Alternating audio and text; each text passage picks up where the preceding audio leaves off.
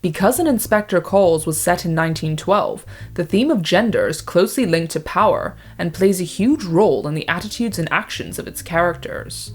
At that time, British society was deeply patriarchal.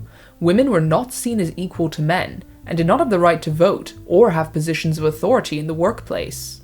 The average woman was expected to stay at home, have children, and maintain an image of respectability, while men were seen as dominant. These very traditional gender roles are quickly apparent in the Birling household, as although the scene instructions tell us that Mrs. Birling is above her husband socially, she acts like his subordinate, exiting the room with Sheila to leave you men to talk, as was common at the time, and rarely challenging what he says.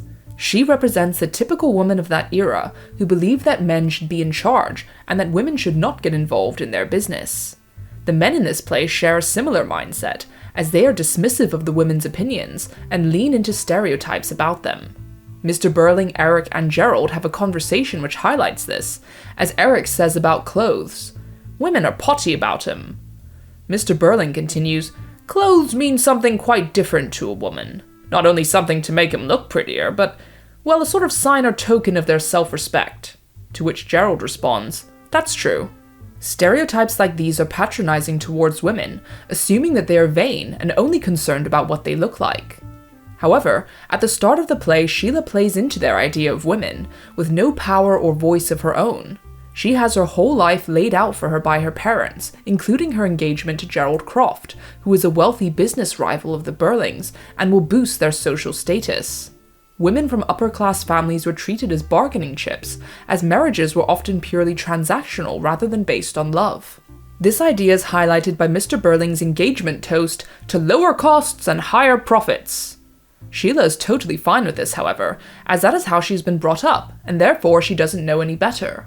She is materialistic and shallow, having had a very privileged and sheltered life, and waits to get her diamond ring from Gerald before saying, "Now I really feel engaged." And since she's not expected to think for herself, she acts very childlike initially, calling her parents mummy and daddy, and saying things like, "I'm sorry, daddy, actually I was listening." Women's opinions were not really taken into consideration, especially when men were speaking. But to be clear, these traditional gender roles are not the views of the author J.B. Priestley. Although this play was set in 1912, it was written in 1945 when society had drastically changed. They had just been through 2 world wars, the most horrific conflicts in history, which killed millions of young men. And while the men were off on the battlefield, women began to take charge of the country in their absence, working in factories and positions of power historically held by men. Unsurprisingly, it soon became clear that women were just as capable as men of being in those roles, and once a switch had happened, it was never going to go back to how it was. Women now had the right to vote, giving them the most power they had ever had before in society. Therefore, Priestley is criticizing the outdated gender roles of 1912 to show how damaging they were to society, and to urge his audience to create lasting social change. These ideas are shown through Sheila's transformation during the play. As I mentioned, she starts off very naive and willing to follow the gender roles of the time. But once Inspector Goole arrives, she quickly begins to think for herself and question the society that she grew up in. She calls out her father for his treatment of his workers, saying, "These girls aren't cheap labor, they're people." However, the men in the play continually try to silence her and remove her from the room, playing into the gender stereotypes that women should be protected from anything uncomfortable or difficult in order to take away her voice. Sheila is the first to spot Gerald's involvement with Eva, or Daisy, and questions him even more than the inspector to get the truth out of him. And to stop her from exposing him, he speaks for her, saying, "I think Miss Birling ought to be excused any more of this questioning. She's nothing more to tell you."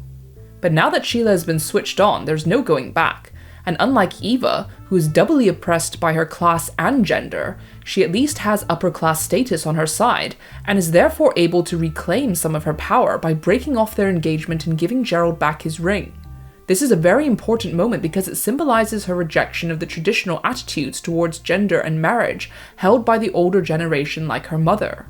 Earlier in the play, Mrs. Birling hints that her husband has been unfaithful to her in the past by saying to Sheila, "When you're married, you'll realize that men with important work to do sometimes have to spend nearly all their time and energy on their business. You'll have to get used to that, just as I had." And Mr. Birling tells Gerald and Eric that he broke out and had a bit of fun when he was younger. It was seen as socially acceptable for men to sleep around outside of their relationships, but not for women. So when Sheila gives Gerald back his ring, she is showing the women in Priestley's audience, no, I don't have to put up with this behavior, and that it is possible for women, particularly privileged women, to reject the submissive roles expected of them and take charge of their own lives.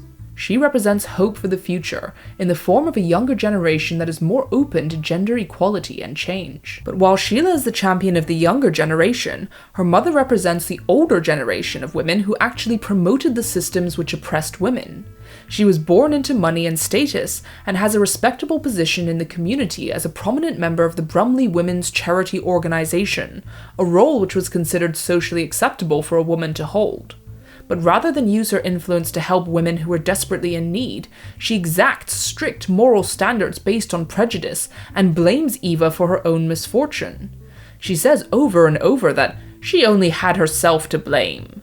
She cannot relate to Eva at all, and that's hardly surprising. With her comfortable, privileged life, she cannot understand or empathize with her, which makes it easy for her to judge Eva and punish her for stepping outside her accepted gender roles. Instead of seeing her as a woman who is miserably failed by society, she fixates on the lies that Eva told out of fear to make herself seem more respectable. Through Mrs. Birling, Priestley is criticizing the hypocrisy of the upper class, as she is punishing Eva for being abused by the very system she promotes and protects. Although Eva Smith never appears on stage, she is the central figure in this theme of gender and power. As a working-class woman, Eva is vulnerable to exploitation by men and women alike, particularly those with more social status and influence. Nearly every character objectifies her based on her looks before anything else, with Mr. Birling describing her rather distastefully as a lively, good-looking girl, country-bred I fancy, while Sheila calls her a very pretty girl too, with big dark eyes. Gerald objectifies her by saying she was young and fresh and charming, and Eric calls her pretty and a good sport. In most of these cases, her looks, which in Sheila's case will set her up for life with a good marriage, actually work against Eva, leaving her more open to sexual abuse from the men and acts of petty jealousy from the women.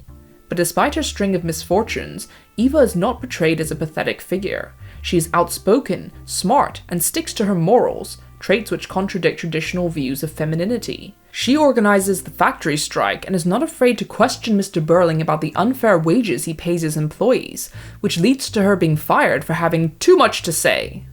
Women, and especially those with lower social standing, were expected to stay silent and obedient or risk losing everything.